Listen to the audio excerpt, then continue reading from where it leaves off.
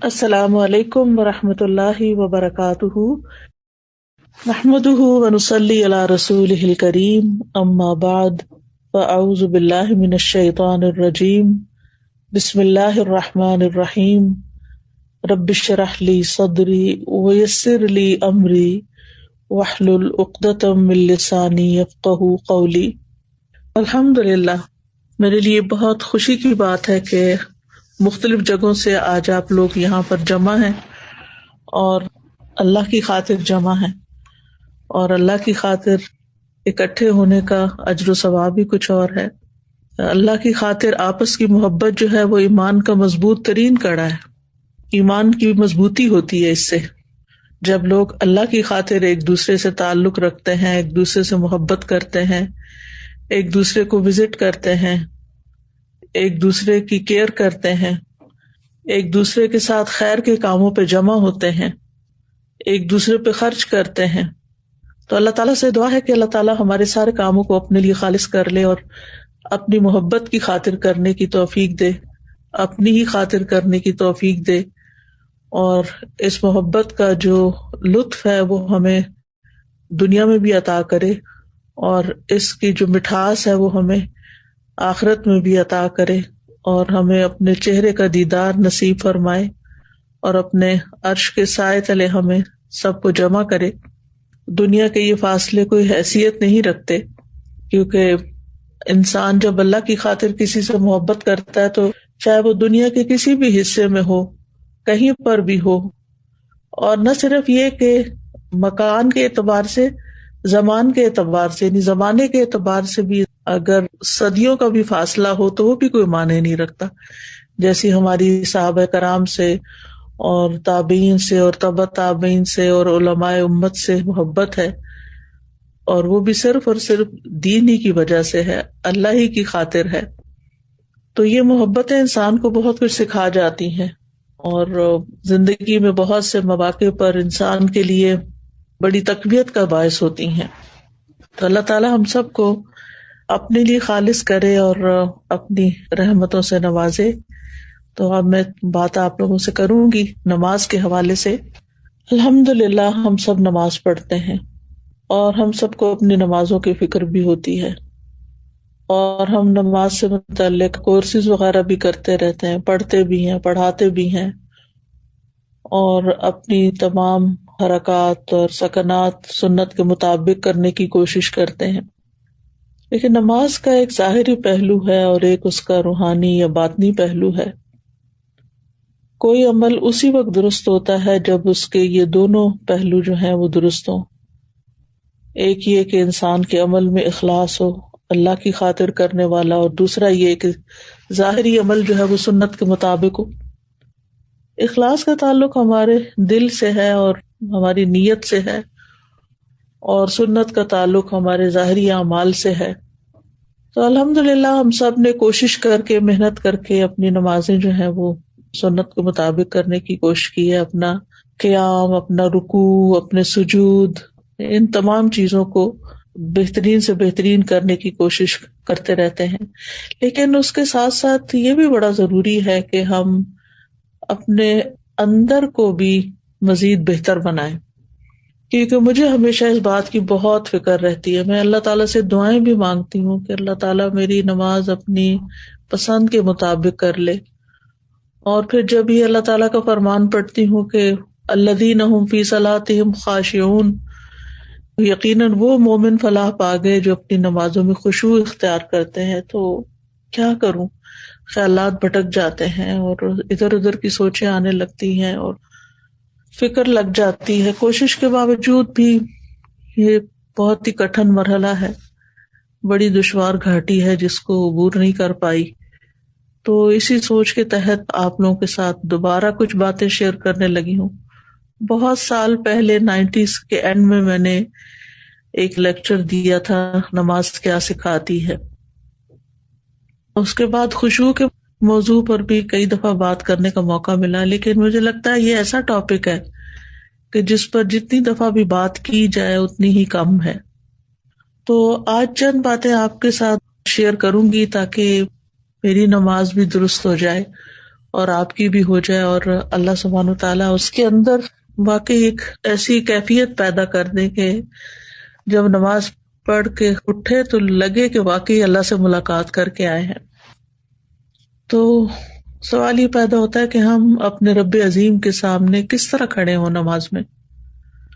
تو رب کے سامنے کھڑے ہونے میں بندے کی دو حالتیں ہوتی ہیں، یعنی دو چیزوں کو انسان دیکھتا ہے، ایک اللہ سبحانہ تعالی کے رب ہونے کی عظمت، اور دوسرے اپنے بندہ ہونے کی ذلت، یعنی اللہ عظیم ہے، بڑا ہے، بلند ہے، اور میں ایک حقیر بندہ ہوں، میں اس کے آگے جھک رہا ہوں، میں اس کے آگے کھڑا ہوں، اور وہ رب السماوات والارض ہے اور رب العرش العظیم ہے، اور میں عبد فقیر ہوں، محتاج ہوں، کمزور ہوں، فانی ہوں۔ تو جب انسان اللہ کی عظمت اور بڑائی کو ذہن میں رکھتا ہے اور اپنی کمزوری کو ذہن میں رکھتا ہے تو آغاز بہت اچھا ہوتا ہے۔ جب کبھی میں کائنات کے بارے میں پڑھتی ہوں، اس کی وسعت کے بارے میں، اس کی ہیبت کے بارے میں، کہ کس قدر ستارے اور سیارے اور کیا کیا چیزیں اللہ نے تخلیق کی ہیں اور کیا کچھ بنایا ہے۔ ایکچولی میں اپنے انسٹاگرام پر فالو کرتی ہوں ناسا کی سائٹ کہہ لیں یہ جو بھی، اور اسی طرح نیشنل جیوگرافک، لیکن نیشنل جیوگرافک اتنا فائدہ مند نہیں ہے۔ ناسا جو تصویریں ریلیز کرتا ہے مختلف پلانٹس کی اور مختلف اللہ سبحانہ تعالیٰ کی جو تخلیق ہے آسمانوں میں، اور نیشنل جیوگرافک بیسیکلی زمین میں جو کچھ مختلف مقامات ہیں ان کے بارے میں مختلف تصاویر وغیرہ شیئر کرتا ہے، اور میں ایسی نیوز کو فالو بھی کرتی ہوں جو نئی نئی تحقیقات اور نئی ریسرچز اور نئی ڈسکوریز سامنے آتی ہیں۔ چونکہ یہ میڈیا جو ہے یہ مختصر ہوتا ہے، تھوڑی سی دیر میں انسان کچھ نہ کچھ جان لیتا ہے، تو آپ یقین کریں کہ جس دن میں نے کوئی ایسی چیز پڑھی ہوتی ہے اس دن میرے دل کی کیفیت ہی کچھ اور ہوتی ہے، اور جب نماز میں وہ خیال مجھے آ جاتا ہے، کیونکہ ہم جو کچھ پڑھتے کرتے ہیں وہی چیزیں نماز میں آتی ہیں نا، تو جب وہ نماز میں خیال آ جاتا ہے مجھے، تو واقعی میرے اندر ایک اور ہی طرح کی نماز کے اندر کیفیت آتی ہے، اور پھر آنسو بھی گرنے لگتے ہیں۔ لیکن اگر اللہ تعالیٰ کی عظمت کا خیال نہ ہو تو پھر نماز بے روح سی ہوتی ہے۔ پھر ساتھ ہی سمندروں کے اندر کی مخلوقات اور عجیب و غریب مخلوقات اور پرندوں کے رنگ اور پھولوں کے، اور زمین کو بھی پوری طرح انسانوں نے ڈسکور نہیں کیا، مختلف مقامات کو آپ دیکھیں۔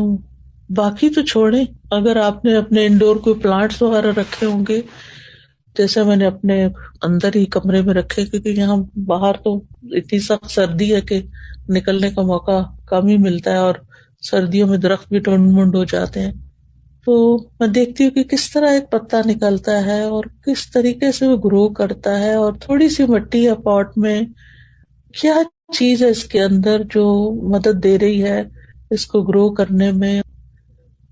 تو اللہ سبحانہ تعالیٰ کی قدرت یاد آتی ہے نا، یعنی کائنات ایسی چیز ہے جس میں غور و فکر کرنے سے اور اللہ تعالیٰ کی مخلوقات میں غور و فکر کرنے سے اللہ سبحانہ تعالیٰ کی عظمت کا احساس دل میں بہت بڑھتا ہے۔ یہ کونی آیات ہیں نا جن کے اندر ہمیں غور کرنا چاہیے اور اس بات پر ایمان رکھنا چاہیے کہ یہ اللہ سبحانہ تعالیٰ ہی کی تخلیق ہے، اور پھر اس سے آگے یہ کہ یہ سوچنا چاہیے کہ یہ سب کچھ اللہ کی تسبیح بھی کر رہا ہے۔ وَإِن مِّن شَيْءٍ إِلَّا يُسَبِّحُ بِحَمْدِهِ وَلَٰكِن لَّا تَفْقَهُونَ تَسْبِيحَهُمْ۔ یہ ساری مخلوقات اپنے رب کو پہچانتی ہیں، اس کی وحدانیت کی گواہی دیتی ہیں، اس کی حمد کے ساتھ اس کی تسبیح بیان کرتی ہیں، اور کُلٌّ قَدْ عَلِمَ صَلَاتَهُ وَتَسْبِيحَهُ، ہر ایک نے یقیناً اپنی نماز اور اپنی تسبیح جان لی ہے، سب کو پتا ہے۔ تو اگر ہم اللہ سبحانہ تعالیٰ کی اس کائنات کو ذہن میں رکھ کے اللہ اکبر کہتے ہیں یا سبحان اللہ کہتے ہیں تو وہ کیفیت ہی کچھ اور ہوتی ہے۔ اللہ سبحانہ تعالیٰ اپنی مخلوقات کی مشابہ سے پاک ہے، اور ہماری عقل اللہ کی عظمت کا احاطہ نہیں کر سکتی، اور نہ ہی اس کے علم کا۔ وَلَا يُحِيطُونَ بِشَيْءٍ مِّنْ عِلْمِهِ الا بما شاء. اور احسان کے درجے میں نماز پڑھنا ایسا ہے نا کہ جیسے آپ اللہ تعالیٰ کو دیکھ رہے ہوں. ہم دیکھ تو نہیں سکتے لیکن ایک احساس ہی ہے نا یہ، ورنہ وہ تو ہمیں دیکھ ہی رہا ہے. اور پھر اس بات کو بھی ہمیں سوچنا چاہیے کہ اللہ سبحانہ تعالیٰ اس بات سے بڑا ہے کہ مخلوقات اس کا حق ادا کرے. ہم اس کا حق ادا نہیں کر سکتے. ہماری عقل، ہمارا خیال اس کا ادراک نہیں کر سکتی. لا تدرکہ الابصار وہو یدرک الابصار. آنکھیں، نگاہیں اس کو نہیں پا سکتی، ہمارے دل کی نگاہیں بھی نہیں پا سکتی، اور وہ ہمیں دیکھ سکتا ہے ہر حال میں کہ ہم کیسے کھڑے ہیں. تو بہرحال ہم ہیں تو اس بات سے قاصر کہ ہم اللہ کی بڑائی کا صحیح معنوں میں حق ادا کریں اور احساس کریں. لیکن یہ ہے کہ بہرحال کوشش ہی ہے، اور اللہ سبحانہ تعالی ہر شرک سے پاک ہے، ہر شریک سے پاک ہے، اور سب سے بڑا ہے. تو جب نماز شروع کریں اور اللہ اکبر کہیں تو بس ساری مخلوق نیچے اور اللہ سب سے بڑا، سب چھوٹے اور اللہ ہی بڑا. پھر اس کے بعد سبحانک اللہم و بحمدک و تبارک اسمک و تعالی جدک و لا الہ غیرک. پاک ہے تو اے اللہ اپنی حمد کے ساتھ، تیرا نام بڑی برکت والا ہے، تیری شان بہت بلند ہے، تیرے سوا کوئی معبود نہیں ہے. پھر جب سورۃ الفاتحہ پڑھیں تو پھر اللہ سبحانہ تعالیٰ کی صفات پر غور کریں. بسم اللہ الرحمن الرحیم سے لے کر وللضالین آمین تک. جب ہم کہیں کہ الحمد للہ رب العالمین، تو پھر عالمین کا ذہن میں خیال جائے کہ ان سارے جہانوں اور ساری مخلوقات کو پیدا کرنے والا اللہ ہے، پالنے والا اللہ ہے، ان کی تدبیر کرنے والا اللہ ہے. پھر الرحمن الرحیم پڑھیں تو اللہ تعالیٰ کے فضل اور رحمت کو سوچیں. مالک یوم الدین کہیں تو قیامت کے دن کو یاد کریں، اور پھر وہاں جو اللہ سبحانہ تعالیٰ کا جلال ہوگا اور عظمت ہوگی اس کو محسوس کریں. پھر صراط الذین انعمت علیہم غیر المغضوب علیہم ولا الضالین، یہ جب پڑھیں تو انعام یافتہ لوگوں اور جو مغضوب علیہم ہیں، فاسق ہیں، گمراہ ہیں، ان لوگوں کے درجات کو دیکھیں کہ منافقین فی الدرک الاسفل من النار ہوں گے، اور انعمت علیہم جو ہیں وہ قیامت کے دن جنتوں میں الفردوس الاعلیٰ میں ہوں گے. ایک کہاں اور دوسرا کہاں، اتنا درجوں میں فرق ہو جائے گا اگر ہم انعام یافتہ لوگوں کے راستے پہ چلیں گے اور نفاق سے بچیں گے، کفر سے بچیں گے، شرک سے بچیں گے. تو یہ مرتبے جاننا بھی بڑا ضروری ہے کہ کس طرح کچھ لوگ جہنم کے نچلے گڑھوں میں ہوں گے اور کچھ اتنے عظیم جگہوں پر ہوں گے. پھر اس کے بعد اللہ اکبر کہہ کے جب ہم رکوع میں جاتے ہیں تو پھر اللہ سبحانہ تعالیٰ کی عظمت کا احساس دل میں لائیں. سبحان ربی العظیم، سبحان ربی العظیم، سبحان ربی العظیم. کہ زمین اور آسمان میں جو کچھ ہے، ان کے سب خزانے اور آسمانوں اور زمین کے لشکر اور مخلوقات سب اللہ العظیم ہی کی ہیں. پھر اس کے بعد سمع اللہ لمن حمدہ، اللہ تعالیٰ کی تعریف. اور پھر دوبارہ جب سجدے میں جائیں تو اللہ تعالیٰ کی صفت علو جو ہے کہ اللہ تعالیٰ بلند ہے، بہت بلند. سبحان ربی الاعلیٰ کہتے ہوئے اس کی بلندی کو ذہن میں لائیں، اور اپنی پستی کو کہ ہم نے اپنا سر اور اپنا ناک جو ہے زمین پہ رکھ دیا ہے، اور اصل بڑائی تو اللہ ہی کے لیے ہے، اصل بلندی تو اللہ ہی کے لیے ہے. ہم تو کمزور انسان ہیں. جب اس احساس کے ساتھ انسان نماز پڑھتا ہے تو پھر انسان کے اندر سے تکبر بھی نکلتا ہے، اور یہ نکلنا بڑا ضروری ہے. جب تک انسان اپنے آپ کو بڑی چیز سمجھتا رہتا ہے تو پھر انسان کے ریلیشن شپ نہ تو اللہ تعالیٰ کے ساتھ درست ہوتا ہے اور نہ بندوں کے ساتھ درست ہوتا ہے. تو بہت ضروری ہے کہ ہم اللہ کی بڑائی دل میں پیدا کریں. جس دل میں اللہ کی بڑائی پیدا ہو جاتی ہے پھر وہ دنیا کی حقیر چیزوں سے متاثر نہیں ہوتا. دنیا کی کامیابیوں سے بھی اس کے دل میں کوئی بہت بڑی حسرتیں پیدا نہیں ہوتی کہ فلاں تو اتنا آگے چلا گیا دنیا میں اور میں پیچھے رہ گیا، کیونکہ اس کو پتا ہوتا ہے کہ میرے رب نے جو کچھ بنایا ہے آخرت میں ہمارے لیے، ہم سب کے لیے، وہ کہیں بڑا ہے اس دنیا کے حطام سے۔ پھر یہ کہ سجدے میں اللہ کے قرب کو محسوس کریں۔ رسول اللہ صلی اللہ علیہ وسلم نے فرمایا، سجدہ کرتے ہوئے بندہ اپنے رب کے سب سے زیادہ قریب ہوتا ہے، یعنی اتنا نیچے ہوتے ہوئے اور اتنے چھوٹے ہوتے ہوئے پھر اتنا اللہ تعالیٰ قرب عطا کرتا ہے۔ سبحان اللہ، یعنی کتنی محبت اللہ کے دل میں پیدا ہو جاتی ہے۔ اور پھر اس وقت دعائیں کرنی چاہیے۔ نبی صلی اللہ علیہ وسلم نے فرمایا، فَأَكْثِرُ الدُّعَاء، یعنی سجدوں میں کثرت سے دعا کیا کرو۔ پھر اسی طرح دوسری رکعت اور پھر تشہد میں اپنے گھٹنے زمین پہ رکھ کے انسان جب بیٹھتا ہے عاجزی کے ساتھ، تو بہت بڑے بادشاہ کے سامنے ہم بیٹھے ہوتے ہیں۔ آپ دیکھیں کہ پہلے زمانے میں استاد کے سامنے بیٹھنے کا بھی طریقہ ہوتا تھا، جیسے جبریل علیہ السلام نبی صلی اللہ علیہ وسلم کے سامنے گھٹنے رکھ کے بیٹھے زمین پر، یہ ادب کا بیٹھنا ہوتا ہے۔ دنیاوی بادشاہوں کی یہ عادت رہی ہے کہ جب انہیں مختلف تحائف دیے جاتے ہیں یا ان کی تعریف کی جاتی ہے تو ان کے سامنے اسی طرح بیٹھا جاتا ہے اور بہت عاجزی کے ساتھ۔ تو اللہ رب العالمین جو ہے وہ تو سب سے زیادہ اس بات کا حقدار ہے کہ ہم اس کے لیے تحائف پیش کریں اور اس سے دعائیں کریں اور اس کی تعریف کریں۔ تو التحیات میں آپ دیکھیں کہ التحیات للہ والصلوات والطیبات، اسی لیے تو پڑھتے ہیں۔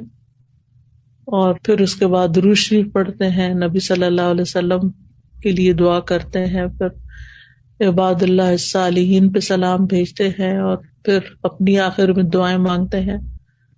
وہ دعاؤں کی قبولیت کا وقت ہوتا ہے جب ہم سارے ریچول ادا کر چکے ہوتے ہیں سلام پھیرنے سے پہلے، اور پھر جب انسان سلام پھیرتا ہے تو دوبارہ دنیا میں آ رہا ہوتا ہے ایک طرح سے اللہ سے ملاقات کر کے، اور پھر اس کے اندر ایک حسرت بھی آتی ہے کہ کاش یہ نماز لمبی ہو جاتی، کاش یہ ملاقات لمبی ہو جاتی، کیونکہ انسان اگر اللہ تعالیٰ سے محبت کرتا ہے تو پھر اس کو جلدی نماز پڑھنے کی فکر نہیں ہوتی۔ یہ جو ہم جلد بازی کرتے ہیں نا، جیسے قید میں کسی نے باندھ دیا ہو اور پھر اٹھ جاتے ہیں ایک دم سلام پھیر کے۔ بعض لوگ تو جیسے بچے کر رہے ہوتے ہیں کہ ابھی لیفٹ سائڈ پہ وہ موڑ رہے ہوتے ہیں تو اپنے گھٹنے اٹھا لیتے ہیں اور کھڑے ہونے بھی شروع کر دیتے ہیں۔ تو اس وقت انسان کو پھر اللہ اکبر کہہ کے، استغفر اللہ کہہ کے، کیونکہ پتہ نہیں کیسی نماز پڑھی کیسی نہیں پڑھی۔ تو جس کا دل زندہ ہوتا ہے، جس کے دل میں اللہ کا ذکر ہوتا ہے، جس کے دل میں اللہ کی محبت ہوتی ہے، جو دل اللہ سے مانوس ہوتا ہے، جو اللہ تعالیٰ سے سرگوشیاں کرتا ہے، اس کی نماز کا لطف ہی کچھ اور ہوتا ہے۔ اور نبی صلی اللہ علیہ وسلم اسی لیے فرمایا کرتے تھے جب دنیا کے کاموں سے تھک جاتے تھے کہ اقیم الصلاۃ یا بلال ارحنا بہا، بلال اقامت کو اذان دو تاکہ ہم راحت پائیں۔ تو نماز دراصل ہمیں راحت پہنچانے کا ذریعہ، اور آپ اس کو محسوس کر سکتے ہیں۔ اگر آپ واقعی اس کا حق ادا کرتے ہوئے نماز پڑھیں تو آپ کو یوں محسوس ہوگا کہ جیسے آپ کی تھکاوٹ اتر گئی۔ فزیکلی بھی انسان اوپر نیچے ہوتا ہے، رکوع اور سجدہ جم کے کرتا ہے اور پھر صحیح معنوں میں دعا بھی کرتا ہے۔ تو آپ اس کا ایکسپیرئنس کریں گے اور کیا بھی ہوگا کہ کس طرح آپ ریلیکس ہو کے اٹھتے ہیں اور آپ کی ایک نرشمنٹ ہو چکی ہوتی ہے، اور روحانی طور پر بھی آپ اسٹرانگ ہوتے ہیں، فزیکلی بھی آپ ایکٹیو ہو جاتے ہیں، اور ایک عجب خوشی لے کے آپ اٹھتے ہیں جیسے آپ نے سارے بوجھ اتار دیے۔ اور یہ بھی ایک حقیقت ہے کہ جب انسان رکوع اور سجدہ کرتا ہے تو اس کے گناہ اس کے کمر پہ لا کے رکھ دیے جاتے ہیں، اور پھر وہ اٹھتا ہے تو وہ گر چکے ہوتے ہیں، تو نماز کے بعد وہ گناہوں سے پاک ہو چکا ہوتا ہے۔ تو اللہ سبحانہ وتعالیٰ سے دعا ہے کہ ہمیں اللہ تعالیٰ نمازوں کا حق ادا کرنے کی توفیق دے، اور جو باتیں ہم نے کی ہیں ہمارے عمل میں لے آئے۔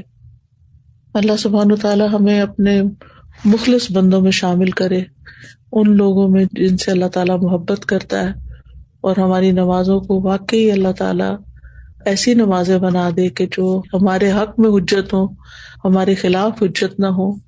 اور جب ہم اللہ تعالیٰ سے ملاقات کریں تو جس طرح اس ملاقات میں ہمیں ایک طرح سے خوشی نصیب ہوتی ہے، اللہ تعالیٰ وہاں بھی ہمیں اپنی ملاقات کے وقت خوش کر دے اور ہمیں بخش دے، یعنی ہمارا محاسبہ نہ کرے.